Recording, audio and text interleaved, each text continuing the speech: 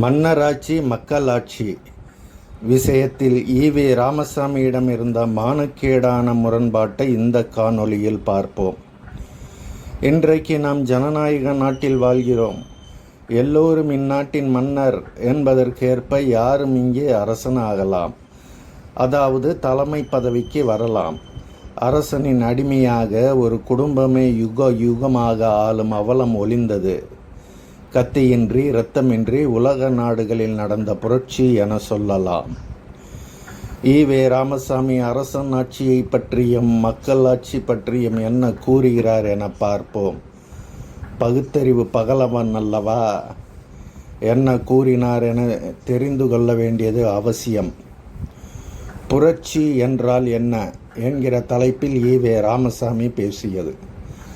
மனித சமூகத்திற்கு அரசன் எதற்கு என்று கேட்கும் நிலைமைக்கு வந்துவிடவில்லையா? எங்களுக்கு ஒரு சக்கரவர்த்தியோ அரசனோ இருப்பது எங்கள் சுயமரியாதைக்கு குறைவு என்று சொல்ல வந்து விட்டோமா இல்லையா? ராஜபக்தி, ராஜ வாழ்த்து, அடிமைத்தனம் என்று சொல்ல வந்து விட்டோமா இல்லையா? அந்தப்படியே பல தேசங்களில் அரசர்கள் ஒளிந்தும் விட்டார்களா இல்லையா? ஆகவே அரசியல் துறையில் இது ஒரு பெரிய புரட்சியா இல்லையா என்று உங்களை கேட்கின்றேன். குடியரசு 18/12/1932.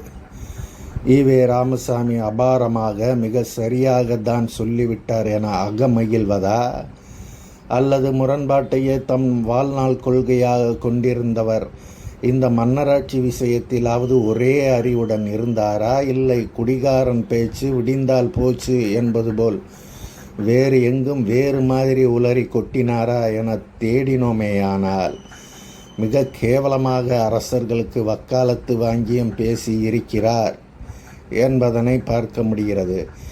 ஈ.வே. ராமசாமி முரண்படாவிட்டால் தானே ஆச்சரியம். ஈ.வே. ராமசாமி முதலில் பேசியதற்கு முற்றிலும் மாறுபட்டு முரண்பட்டு பேசிய மன்னராட்சி ஆதரவு பேச்சையும் பார்த்துவிட்டு ஈ.வே. ராமசாமியின் இரண்டு பேச்சில் எது அறிவு நாணயமுள்ள பேச்சு, எது நிராகரிக்க வேண்டிய பேச்சு என்பதனையும் பார்த்து விடுவோம். மனித சமூகத்திற்கு சக்கரவர்த்தி எதற்கு என்று கேட்ட ஈ.வே. ராமசாமி தான் மன்னராட்சியில் என்ன தவறு என பல்ட்டி அடிக்கிறார்.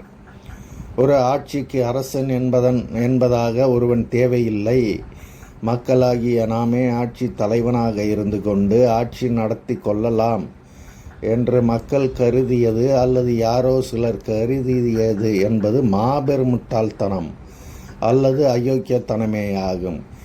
இதன் பயன் என்னமாய் முடியுமென்றால், மக்களுக்கு ஏற்கனவே இருந்து வரும் கெட்ட குணங்கள், கூடாத குணங்கள் என்று சொல்லப்படுபவையான பொய், புரட்டு, பித்தலாட்டம், ஏமாற்றுதல், வஞ்சித்தல், கொலை, கொள்ளை, பலாத்கார, காலித்தனம், அமைதியின்மை, குழப்பம் முதலிய சமுதாய வாழ்வுக்கு கூடாததான காரியங்கள் நடைபெறவும் நாளுக்கு நாள் மக்கள் இவற்றில் ஈடுபடவுமான மக்களின் சமூக வாழ்வு முறை கெடவுமான நிலை ஏற்பட்டு தாண்டவமாடுவதுதான் விளைவாக இருந்தும் வருகிறது.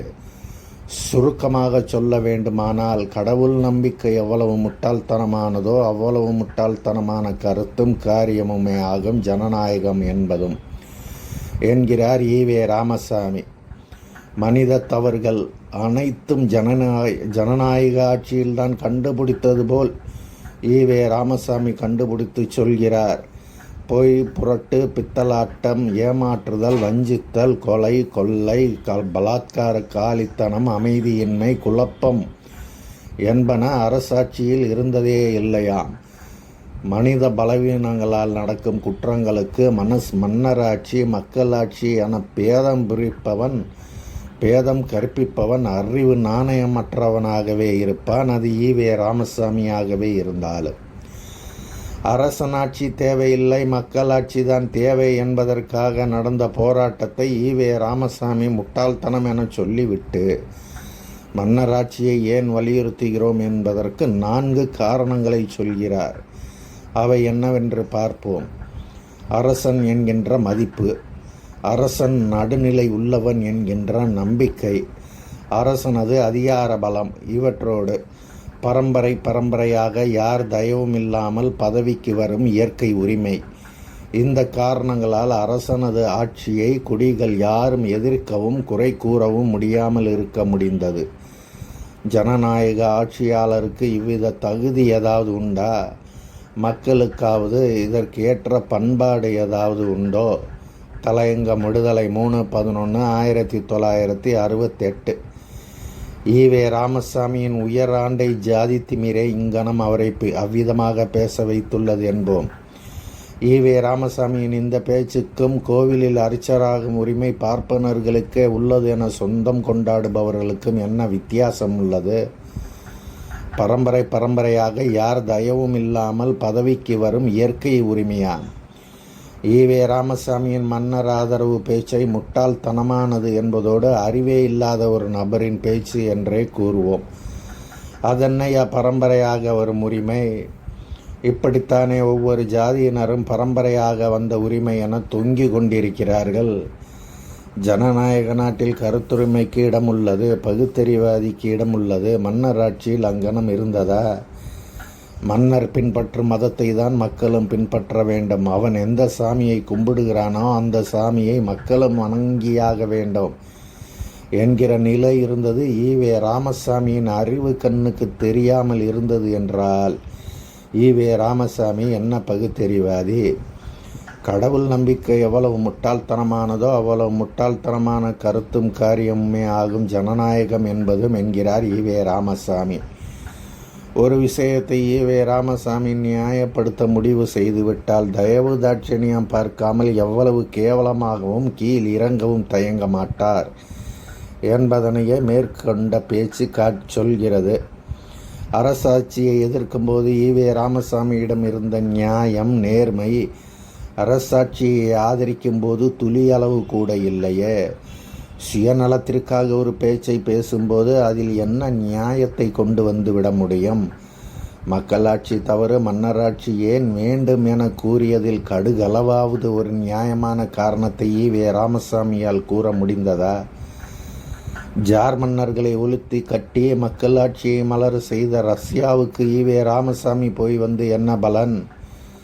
மன்னருக்கு எதிராக அவ்வளவு பெரிய புரட்சி ஏன் வந்தது என ஏன் மக்கள் திரண்டார்கள் என்று சிந்தித்து பார்க்கிற அறிவு ஈவே ராமசாமிக்கு கொஞ்சமும் வரவில்லையே.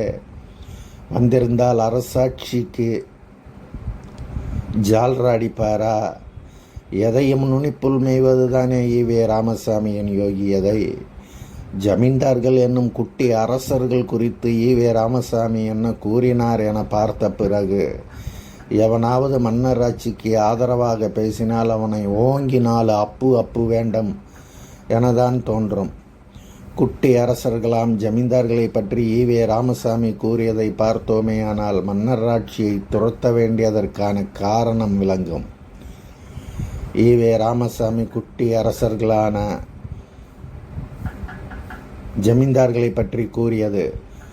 ஜமீன்தார்களின் யோகியதையை நான் உங்களுக்கு அதிகமாக சொல்லி காட்ட வேண்டிய அவசியமில்லை. அவர்களுடைய அருங்குணங்களில் எல்லாம் குடிப்பதும், குத்திமார்கள் வைப்பதும், பந்தயம், சூதாடுவதும், மற்றபடி நல்ல பெண், நல்ல மாடு, குதிரை முதலியவைகள் ஜமீன்தார்களுக்கே சொந்தமானது என்கின்ற முறையும் இவர்களிடம் இருக்கிறது. இவர்களால் தேசத்துக்கோ மனித சமூகத்துக்கோ என்ன பயன்? குடியரசு 27/8/1933. இவ்வாறாகத்தானே அந்த காலத்தில் அரசனின் யோகியதையும் இருந்தது. அந்த புறத்தில் அவன் அடித்த கொட்டங்கள் என்ன? இத்தகைய யோகியதையுள்ள ஒருவனை ஜனநாயகத்தை ருசி பார்க்க துவங்கிவிட்ட மனிதன் தலைவனாக ஏற்பானா? ஆனால் ஈவே ராமசாமி மக்களாட்சியிலிருந்து மன்னராட்சிக்கு பல்ட்டி அடித்தது போல் மிக கேவலமாக விமர்சித்த ஜமீன்தார்களுக்கு ஆதரவாகவும் பேசி தன் முட்டாள்தனத்தை நிரூபிக்க தயங்கவில்லை. மக்கள் திலகம் எம்ஜிஆரின் நாடோடி மன்னன் திரைப்படத்தில் அரசனை எதிர்த்து பேசுகிற ஒரு வசனம் உண்டு. நீங்கள் மாளிகையிலிருந்து மக்களை பார்க்கிறீர்கள், நான் மக்களிடம் இருந்து மாளிகையை பார்க்கிறேன் என்று.